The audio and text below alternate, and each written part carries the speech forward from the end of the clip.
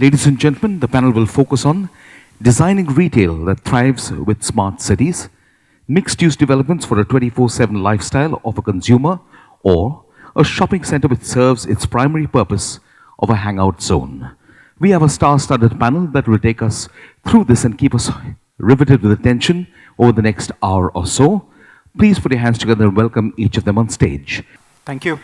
So, after a very insightful presentation from Alexander, let me just get the topic going. And since we have a lady with us on the floor who's Khair, let me start with ladies first, as they say. Khair, to just set the tone of understanding for everybody and for the audience, can you tell us from a owner and developer and a partner of real estate developers, what do you really mean by smart cities and smart developments from your perspective, and what does it all entail? Because we've been leading a lot of stuff which is happening and being part of the industry. We're still figuring out what these smart technology and smart cities and what does it entail in today's development. Is it just about being Wi-Fi enabled with internet and services getting coordinated, or is there a lot more to it which is coming down our way? Pankaj, as a World Trade Center, we've been working very closely with the Prime Minister's office, especially on the Smart Cities initiative. And we have also done a white paper for the Prime Minister's office on smart cities, the 100 smart cities. And we realized that as a smart city, there was a lot of research which we did for the smart city, and we realized that smart cities were not just the ICT-based or ICT-enabled cities. There was much more for a city to be a smart city. Yes, ICT was at the forefront of it, but it required a lot of planning, a lot of master and urban planning. And not only was it limited to greenfields, as is now the case with the 100 smart cities that we see that are actually being launched. There are also smart cities which are going to be brownfield cities. And for us, we are in the role model city of Gift City, which is in Gujarat, which is the first smart city, which is alleged to be the first smart city of India. As Gujarat's first World Trade Center, we are there. We are part of the integrated development. And the smart city that it is actually being considered is largely because there are centralized services. The city does not really require for each and every development to have parking, to have air conditioning, to have a lot of services which are required for the commercial integrated development or even residential for that matter can be centralized, well managed, controlled, and provided to the entire city. Incidentally, Gift City is more than 1,000 acres. So, and all of them are centralized services wherein the centralized services would be provided, very, very well planned. But that is for a greenfield smart city. A lot of you would have heard of Greater Noida. It's not considered to be a smart city, but if you really ask me, and that is where we have World Trade Center Noida. The reason we selected North India's first World Trade Center in Noida was because as per the parameters of the World Trade Center, it is a smart city. It is very, very well planned. I mean, it is catering to the planning of the city for more than 40 years. That is how well planned Greater Noida is. And that is where North India's first World Trade Center was selected as the first place or the location where World Trade Center would come up. And incidentally, Gujarat, again, in the Gift City. Thanks, Khair. Coming to what you rightly said, it's a lot about future insight into development of these services and city projects which you typically talked about. Are they geared up for that location? Are the services geared up and the others? Coming to that, Nimish, and we talk about retail. And we realize that retail is a very fast evolving and a fast changing segment. And we're talking about consumers whose preferences are changing and who are very well connected with what's happening globally. And something new hits us every 2 years. And the last what hit us was online versus offline. And now we're talking about, and I'm just picking up the conversation we were just having before our session, where you're telling me about role of parking. Will there be need for parking 10 years down the line? So, I just want to pick up from a services standpoint, which Khair was talking about and saying, these new age, next age projects which we are developing, particularly retail, what will it mean to incorporate in terms of services, and how technology is changing to incorporate in these smart developments which we're going to talk about, and how will they take care of the future? Because with an online e-commerce website, you can actually just go back and change the coding and you can do something different with it. With the building which is already made, you can't do much with it. You can just change a bit of facade, you can just change the orientation, you can put better systems, but you can't change the full hardware of it. So what do you entail in these services, and what is it likely to come up in the next 5 years and 10 years, and what are we looking at new things which are coming in here? Well, smart cities really also, just to take off from what she said, was smart cities is not about parking or integrated services or a smart building which is more energy efficient. Smart cities is about making use of your limited resources in the maximum possible way. So it could be in retail, it could be in parking, it could be in energy or anything else. Whatever you're trying to do, you need to maximize and make most efficient use of that limited resource that you have. May it be power, may it be real estate, may it be parking area available. All of this, to do this and to manage that much data, technology becomes critical for this. Now, there are talks about the driverless cars, and coming back to your question exactly, but the talks about driverless cars coming, and Tesla is probably the most feared company by most of the German companies out there, and so is Google. And they're not really worried about the other companies which they look as traditional competitors. The thought is that our grandchildren will never even have a driver's license. They will not need one. Nobody else will need one. There won't be a driver driving your car if it's a driverless car.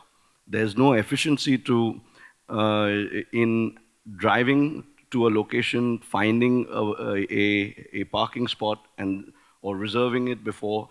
Eventually, this is going to go.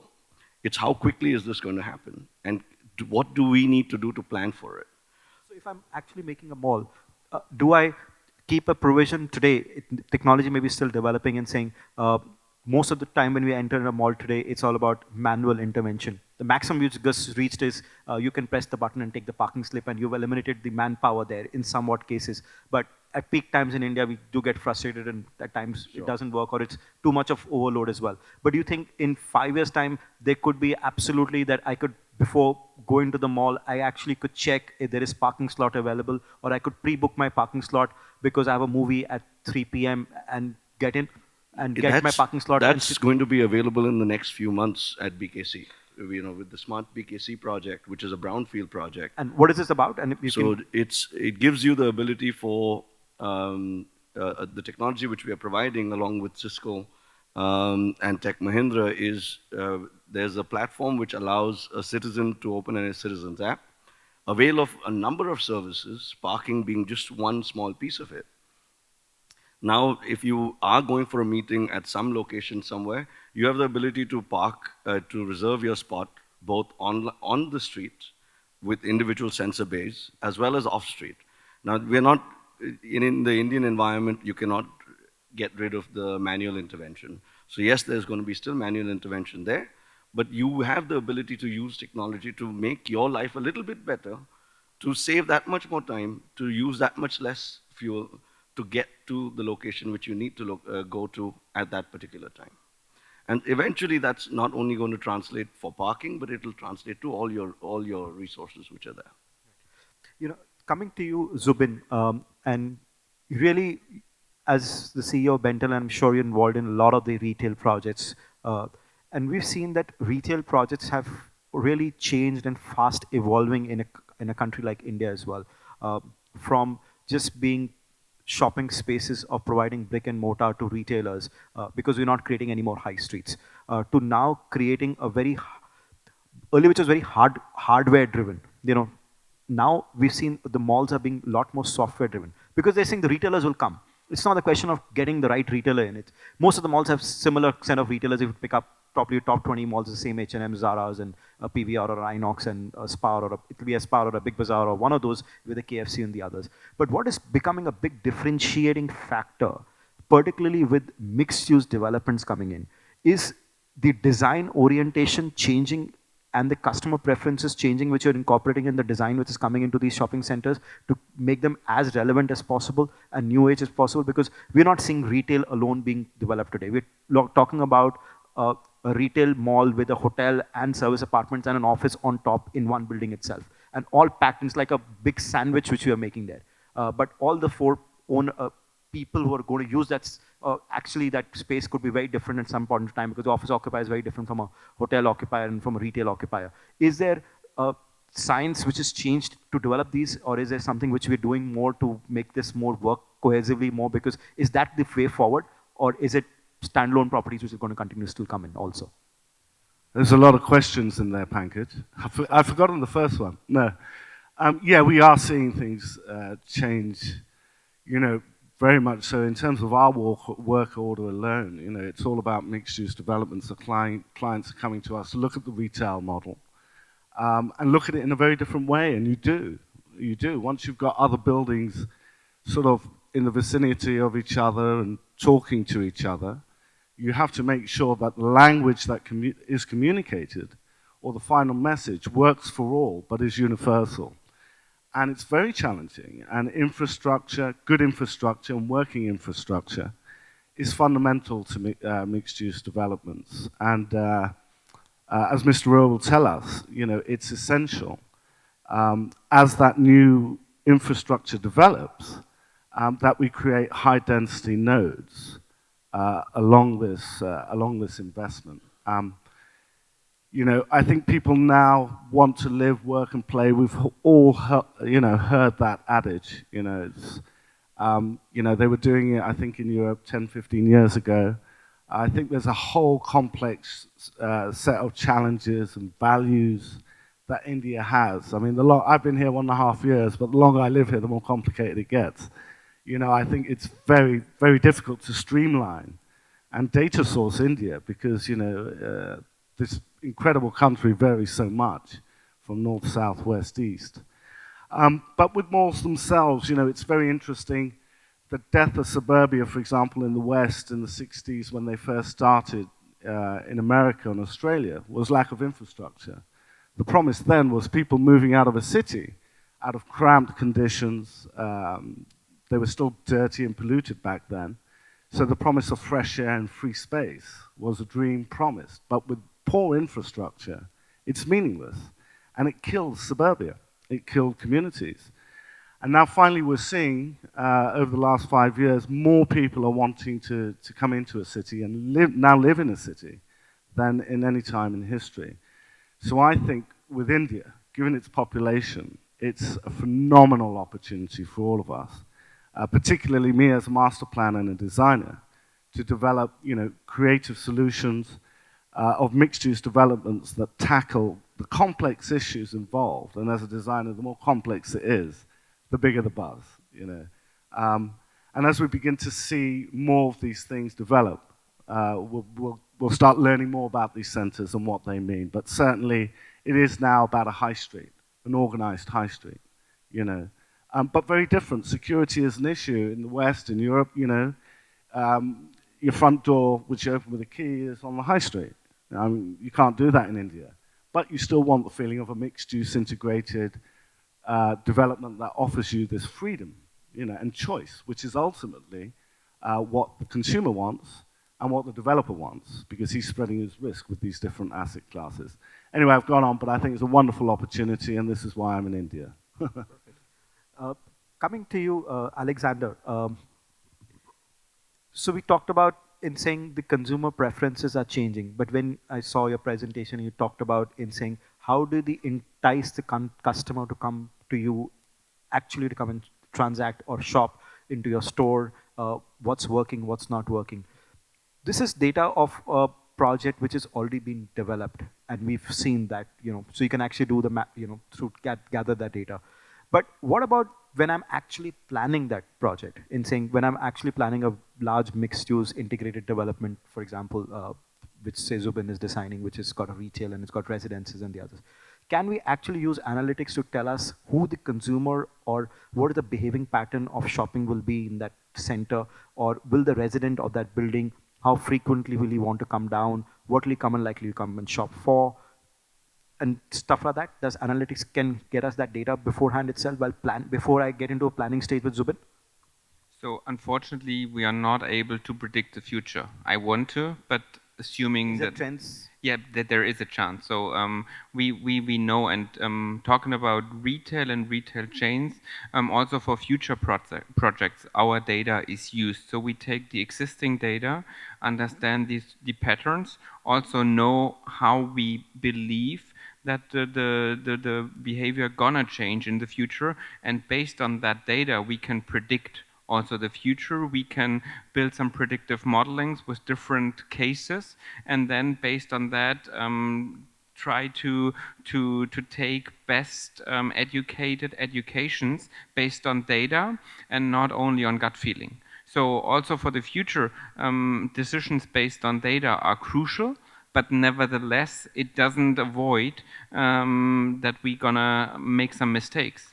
But nevertheless, it's useful to take all advantage of available data in the brick and mortar world, in online, to understand the consumer, because when taken all together, then we are able also to better predict the future, and by doing that, to avoid mistakes and to be more successful with long-lasting projects like smart cities or malls that have to last for at least, let's say, 20 years before significant changes might be realized and done.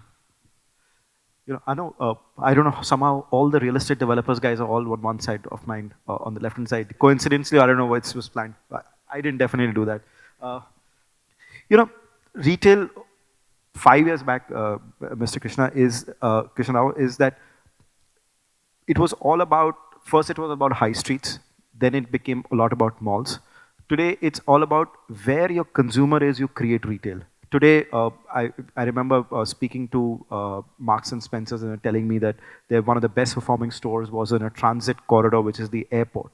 And we realized later is that retailing around where transit is happening, which is internationally is always there. You know, you go to the tube stations anywhere in the world, there's a lot of retail there, and lots of people buying coffee, picking up some of the groceries as well, and doing stuff for that. But it was still not there in India because probably the infrastructure or the amenities around that infrastructure was not there. And we somehow had a mental block when we used to talk to retailers that they would still want it to be either in a high street or they wanted to be in a proper box-like mall, but they were not willing to experiment to get into transit corridors or retails which are led by transit corridors where people are just passing through. They thought that India was still not a very mature market. I know as L&T you're developing these projects in Hyderabad. And when you're planning these kind of projects which are really transit oriented, which are connected to a metro station, and you know where your audience is very focused and they're really actually coming for shopping, you know, going to the station and passing through it and come next door to the mall. Is the planning process and the design as well as the execution very different from a retail mall, or is it the similar set of customers? It's just that you have alternate option available to go and shop in the mall itself. Hello. I've seen retail evolved since long, last 25, 6 years onwards. Now what I see in transit-oriented development, especially in Hyderabad, what we are trying to do, there's a little change to what is the traditional retail which was going on to what we're trying to get it. One is on the design element. Second is the convenience to the customers. And today, when we have forecasted our customer transit people in Hyderabad, which is this rapid metro system, which is going to take up, we're going to commute around 1 to 1.2 million commuters daily, which is a very high number. So, and you're talking about a very urban to middle class population, which will be utilizing, right? Absolutely. So, and these people will be commuting more from a distance where now they're spending 2 hours to drive time, which will conveniently come to the offices or to go to any place to place, is roughly around maximum is 28 minutes to 30 minutes, which is used to take around 2 hours drive time. So one, what he was talking about the parking system, yes, there's going to be changing in the parking system. the parkings will, surely the commuters will coming down with this mass rapid transportation system. And it will be also a dwell time to the stations, because every 3 minutes you have a metro rail. So that will help the commuters to spend more time into the malls. So what we are trying to do is that in a design element itself, we are trying to connect all the malls wherever we are coming, around 9 to 10 malls. We're trying to connect it to the viaduct to the mall directly to the stations. So the customer will automatically go through the mall? Is it like, or he will be directed towards the mall? He will be directed towards to a viaduct. He'll not, the train doesn't go move direct into the stations, unlike the Bangkok and Malaysia and Singapore. Right. It just stops it and there's a direct via connect to the metro station to the mall.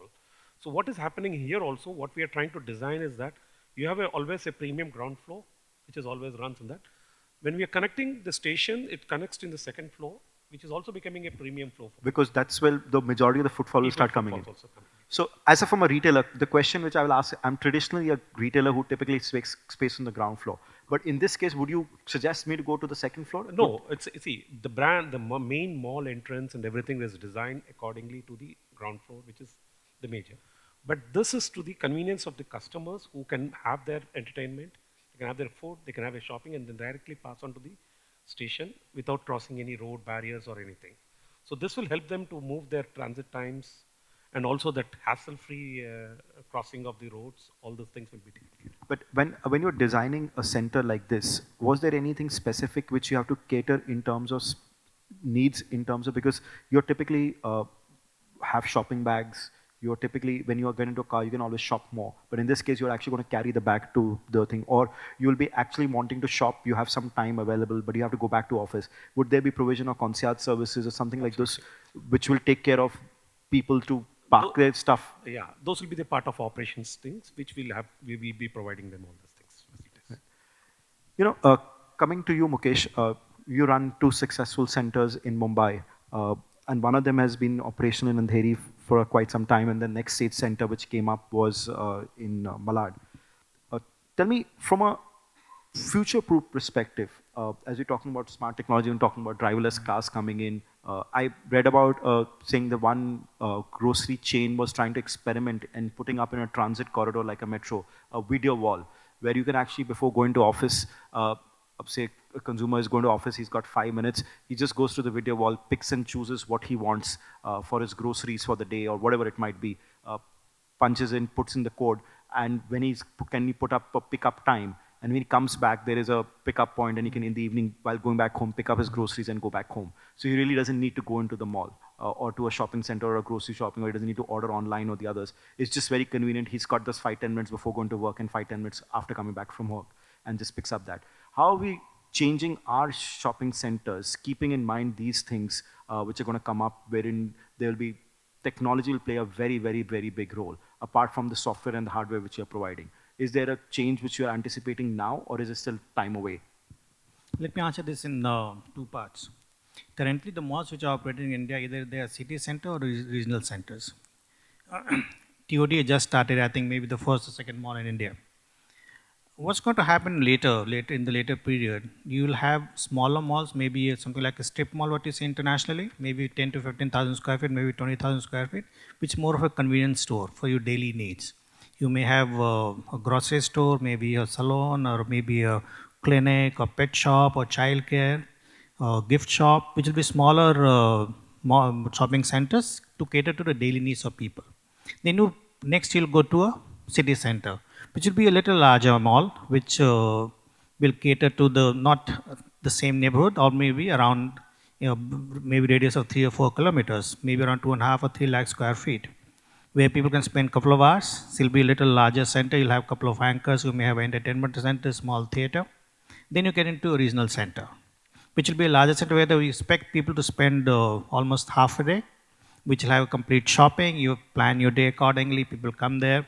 And today, whether you like it or not, it's become a hangout center anyway. Most of the malls we see today, people come and hang out there because there are not too many public spaces in the city. Whether you talk about Bombay or Delhi or any other city, it's not been planned like this. So people, by default, they come and hang around there. Whether they shop, may or may not be, but they may be future shoppers. Today you can see a lot of kids hang around in the mall. They may not do any kind of shopping. but they may shop later. Now, technology like what Alex was talking about is going to help most of malls. We be to track the behavior of people, what exactly they want, how they are moving, how they are shopping, whether it is going to be just a food driven or maybe entertainment driven, is going to be only for the weekdays or weekends, all is going to evolve slowly. Even the shopping side is going to evolve slowly, slowly. And I think as a as a developer, we definitely like to have some malls which is catering to a neighborhood like a neighborhood center or a regional center, depending on the catchment and the demand of the market. You know, coming to you, Rajneesh, you come from a real estate group which does offices, residences, retail, all spheres of real estate, hotels and everything. Tell me, what is the thought process from a real estate developer today? Is it to go and build mixed-use developments which works better, which are anchored by retail, or is it to do standalone retail centers? And if it is mixed-use developments, what's the reason why? So if you are asking me to answer more towards mixed-use development, I'm just saying, is it better to do mixed-use developments, or is it still makes sense and viability to do a retail mall? And if it is, what are the preferred option, and why do mixed-use? If it is mixed-use developments, why does it work? I think both works. What we are trying to do here is trying to address the human need. So in an environment where there's existing population, there is limited retail space available, and there is an opportunity to develop standalone retail, it makes sense to do standalone retail. There is no fixed formula of doing a mixed-use development or doing a standalone development. If you are little outskirts of the city and you are looking at a possibility of doing larger development, then it does make sense to have a mixed-use development, because then either asset class will not be able to survive or thrive from day one. But if you're doing a mixed-use development, you can bring in people residing there, people working there, you can bring in a school so that there's social infrastructure for them, a hospital, you can bring in retail. And retail in mixed-use development necessarily does not have to be a mall. It can be a spread out retail. If you look at large developments, there could be mix of high street created, mixed of small neighborhood markets created, and a mall created as well. It depends upon the opportunity serving the neighborhood.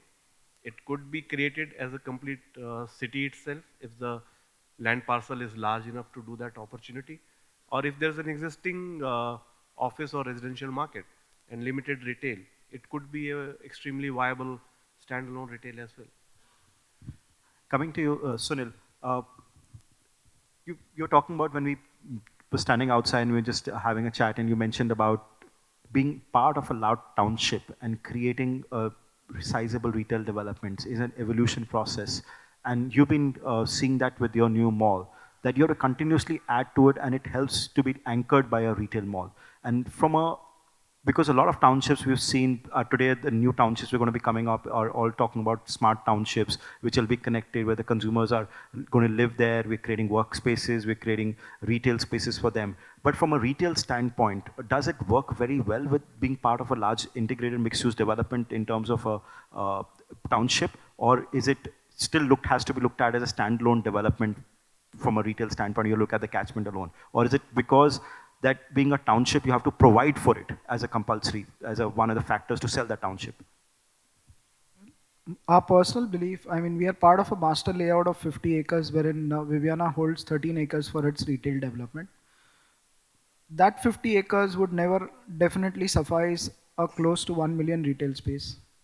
So whether you have 50 acres or 500 acres or a lot more than that, a mall of 1 million square feet needs a lot more.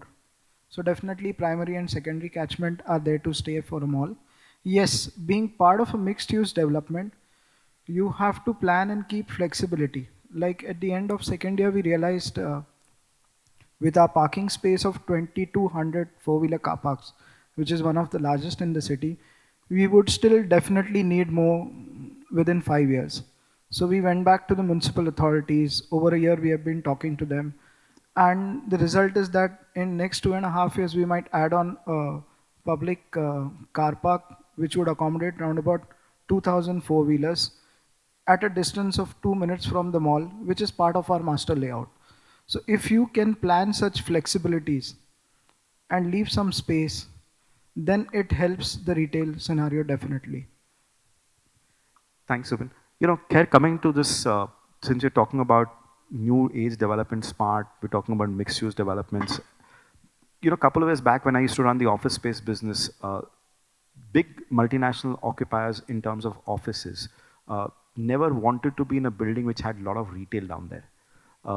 Primarily the for two reasons. One was security. Secondly, I thought they also felt that there was no seriousness because as Mukesh mentioned that the retail development gets people from all over, and today retail in India is a lot more about hangout, about more younger people hanging around in the mall because we don't, in India we don't, in Australia you talk to people and friends and colleagues, they go surfing on the weekend, they go biking, they go hiking, or they do something, they take their boat out or the others. In India what we do on the weekend with our families is go to the mall. Really. So, they felt that the mall environment is a lot more about family, lot more youngsters where people just hang around on the weekdays and weekends and becomes during the weekdays it becomes more like a college, if it's near a college or school, becomes a college hangout place. And these multinational office occupiers were never very comfortable with that environment around it. Has that changed today with mixed use developments coming in? Are there, because you're developing World Trade Centers, which has an integrated part of retail, also has a hotel, has offices as well. Or is it still a challenge to sell a mixed-use development to blue-chip occupiers? Incidentally, World Trade Center, I'll give you an example of World Trade Center Noida. It's an integrated development of 4.2 million square feet with hotel, with studio apartments, with retail, but retail is not a major focus there. Office space is, we've got two multinational companies already who have leased out the 2 towers. So, it's being developed in 2 phases and it's 100% leased out as far as the first phase is concerned. We've got these two Chinese companies which have come and leased out the space. And the demand is actually from these companies that they want retail, incidentally. Now we have another World Trade Center Noida CBD and another integrated development of 5 million square feet which is being planned on the expressway. And retail is a major focus for this integrated development that we have. And the hero, incidentally, for us in this integrated development is while the retail would have its zoning and its mix and everything, but it is the landscaping, because it is actually a development which is coming amongst a huge residential development. The landscape is being planned such that we are actually creating an artificial river, artificial water body. We are creating a joggers park. We are creating a landscaping such that the residential, even though they would not be a part of the integrated development, but the catchment around would be able to use the landscape which is available there. It's about the smart city, the smart use of resources that we have, so that the surrounding catchment is able to come and we are able to drive that footfall into this retail mall. We've been speaking to a lot of multinational companies. Incidentally, when we have actually showcased the designs to these companies, they have actually been for it, and we have one. We're right now in the middle of a negotiation which is a build to suit for this, based on this design. So we see that the mindset of the multinational companies are also changing. Like we have been talking about work, live, play, but this is exactly now work, live, play coming into play. Another thing that as a World Trade Center globally, if we look at it, from a standalone World Trade Center office tower, they have moved now into an integrated developments. I'll give you an example of World Trade Center Sao Paulo. It is in Brazil. It has one of the largest retail, and the retail is all underground. It covers 3 blocks of the Berini Avenue, and then it has somewhere around 2 million square feet of office space. But it covers the 2 million square feet of office space is being catered by 3 blocks of retail. Another example wherein I have of a very huge retail in the World Trade Center is World Trade Center Seoul. Till date, it is the largest retail mall that is in Southeast Asia. So World Trade Centers have also moved away from standalone buildings to integrated buildings, and with retail as a focus, and not just the office space as a focus. Right. So, coming to you, Zubin, again on the design and the development, we've typically seen that when a mixed-use development comes in and we talk about the life cycle of a customer, we typically associate retail again with a lot more about either where they live or where they work. And then we saw a new emergence in saying where they commute as well. So there are three facets of a day's life where you actually work, where you live, or where you commute through. Is there a new trend which is coming up, saying a fourth trend will come up and saying that a new dimension or retail could be built in things which got driven by the fourth element of a person's life in a daily life? Could a school and a mall be coexist in a mixed-use development as well? Is that a possibility? Yeah, I don't see why not. I think there will be operational challenges, you know, for a model of that type, and certainly from hours of working. But within a development, a larger development, you know, you will see schools, you will see hospitals, as you will see office buildings, but it would be more of a standalone retail format. We're doing a very big project at the moment in Chennai, which has a very different type of retail format on 7 levels, which is kind of a wholesale format, but part of a bigger community. So it's kind of relocating a lot of the old local sort of wholesalers.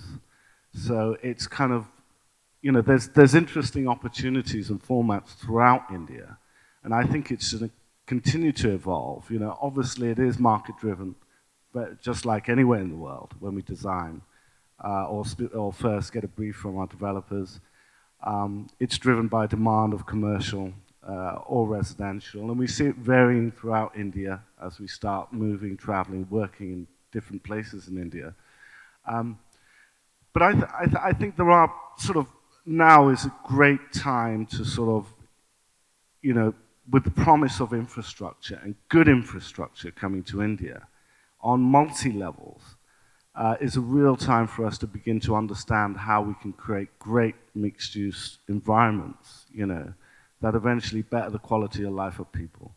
Because whatever we do, whatever business we're in, it's ultimately about the people, you know, and making their lives richer and happier in that experience. And that's what I love to do. I mean, that's why I'm in the creative field.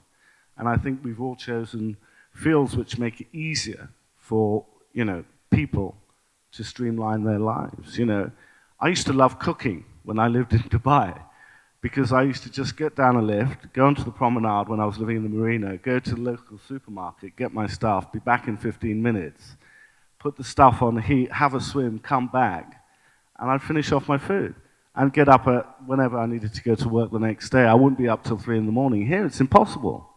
You know, logistically, it's impossible. You know, how can I find a supermarket where I live with ease after I come back and got my Uber driver, you know, which takes a long while actually trying to get him to come to find me because of my level of Hindi. But so yeah, there are challenges here in India. So I think we all want smooth, easy lifestyles, and I think it's changing in India. You know, I think I've heard getting cooks and getting drivers and all those great things that India's had for years and taken for granted is getting harder year in, year out, as we see more technology and more people sort of being able to be Uber drivers and realizing they can make more money doing it. So it's, if we can design and build environments, you know, which are multifaceted, it doesn't matter where these things are, as long as they're within walking distance in a beautiful, well-landscaped environment. People will just be there. You know, it's a non-brainer. Sorry, Khair, you want to add something? Just wipe that for you. It's a bit sweaty. Pankaj, we also need to understand, while we are talking about the integrated developments, you just asked a question from Zubin that, you know, can we have the school and the shopping mall together? We can, but our regulations need to be flexible. Like we have limitations of having a multiplex and a school, you know, of a certain distance. So if, you know, globally, yes, in different markets, you definitely do have that, you know, as a part of the integrated development. As a part of the township, yes. But when we're talking about the integrated development, we're not just talking about the township. We're talking about a limited, maybe 10-acre, 5-acre, development of integrated development. So regulations are also something that need to be considered, factored in when it comes to such things. Yeah, because I believe there are some of the laws which are for development permissions and laws which are there in our country are probably very archaic, and they're very built on the British time, and we've been just, and you ask them why, they don't have a reason and answer. Yeah, for example, retail yeah, is like if you want to do an gonna be- F&B outlet, you have to be a certain amount of distance from a public place of worship or from a school or an educational institution. And the law is defined in such a way that it's supposed to be some X amount of meters. But if you go around the building and show the access to this restaurant is around the building, and you take the second escalator and not show the first escalator, then you get the permission. Factually, both the buildings still exist next door to each other.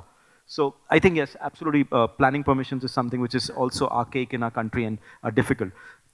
Nimish, coming to you on what Zubin said, I come down in my building, go down to the grocery store, walk down or take my car, come back in 15 minutes, go for a quick shower, get my meal and go for a meeting after that, and do all this in half an hour, 40 minutes.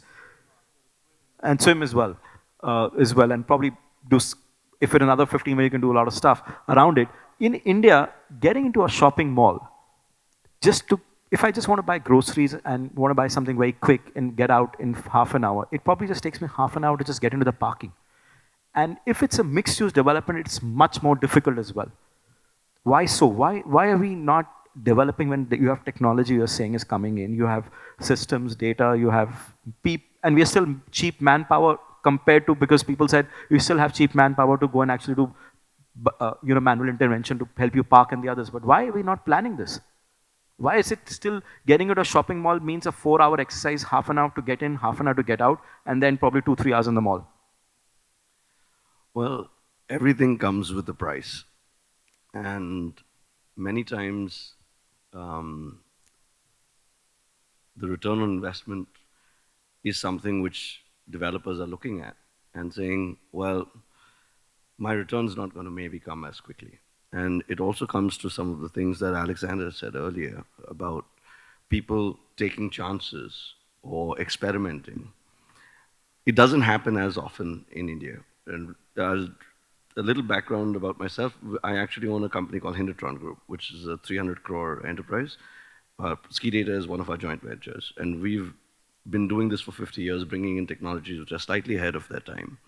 We started with computers, which people thought we were silly to sell. But today when we are trying to, people are talking about loyalty now, when loyalty was available 5 years ago. Loyalty for your customers. And don't get me wrong, there were pockets of certain developers who were thinking about it already in the retail side. But to have a platform to be able to do a loyalty program, to run that for your loyal customers, making sure that they get the premium parking. Let's say you are that person who's in that neighborhood, who visits that mall on a regular basis. You should have some kind of a benefit compared to the guy who's come in just as a drive-by. And you are the loyal customer. To identify that, technologies like his would allow you to identify that, but also loyalty programs which you can use to make sure that he's getting incentivized to do certain things, to make those reservations online, to come there. It helps you as the retailer and the developer, but it also helps him as the user. Overall, it's better. Now, that comes with adoption of technologies, both from investing in it and from people to use it. Now you're seeing that change happen, especially with the smart cities. You're seeing it happen at an accelerated pace now. And this difference which you will see, I think the conveniences which you are going to have is going to come much sooner than later. Of course, we still have a huge population issue, which is going to have your challenges associated with traffic and all of that. There are companies like Swarco, which are there in the Nordic regions.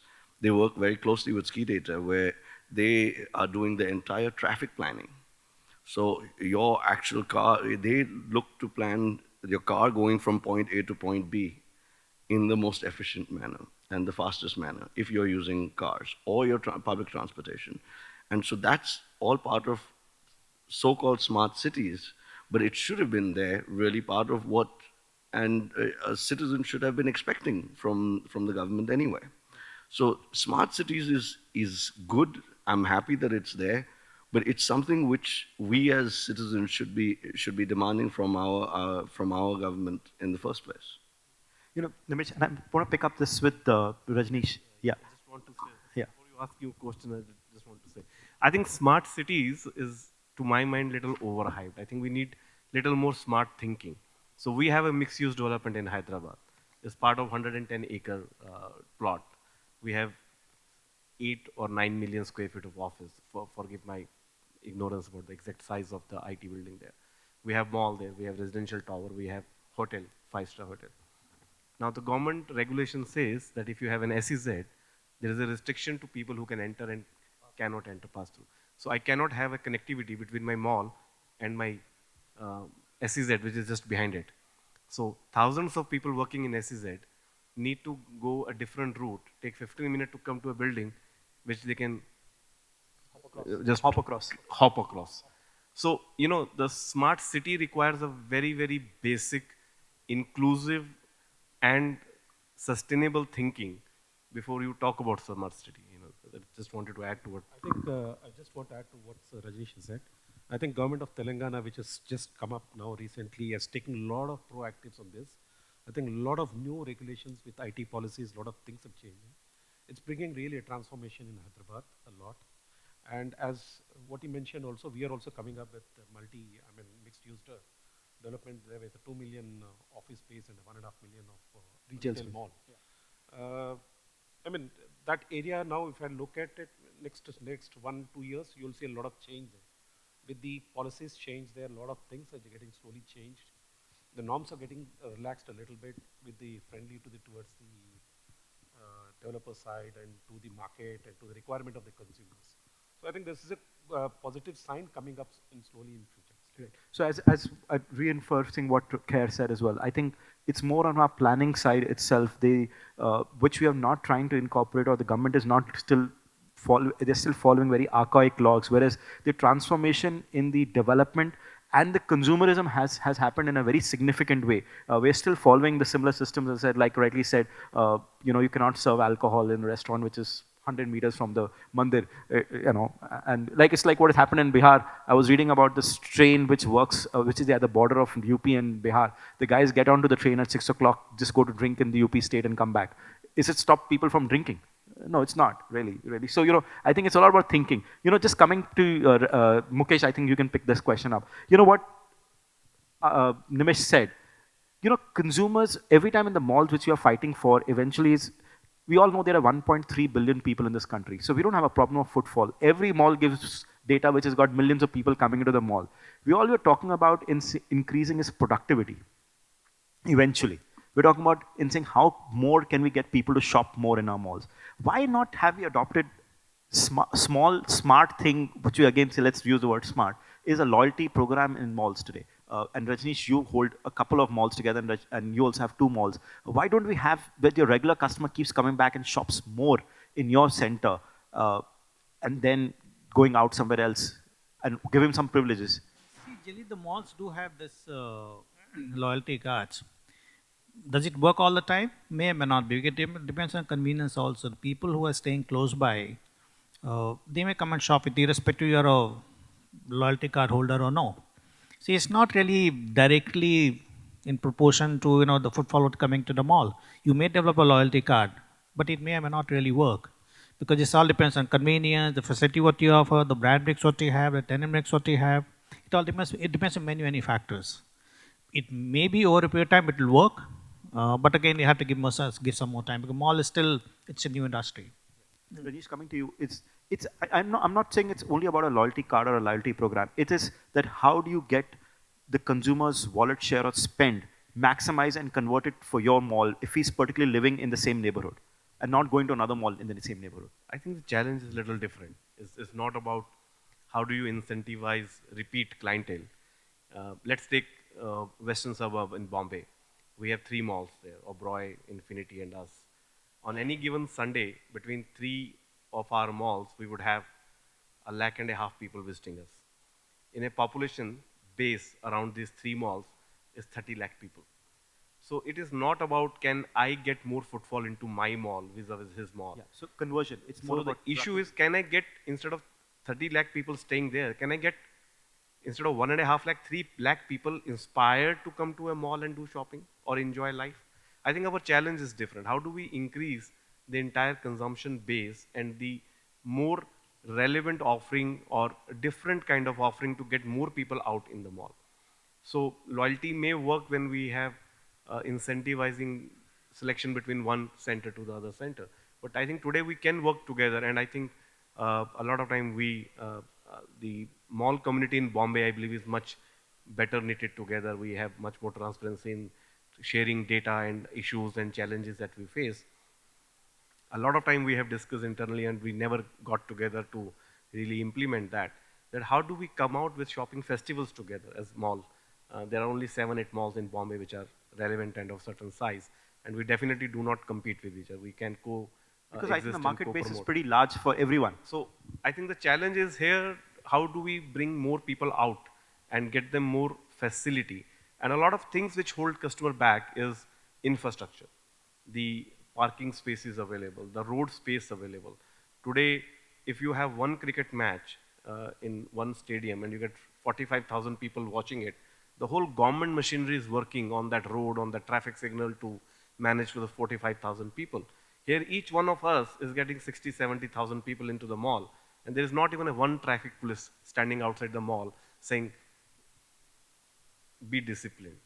The whole issue is how do we make our infrastructure more conducive, more encouraging for people to come out and spend time out of their homes.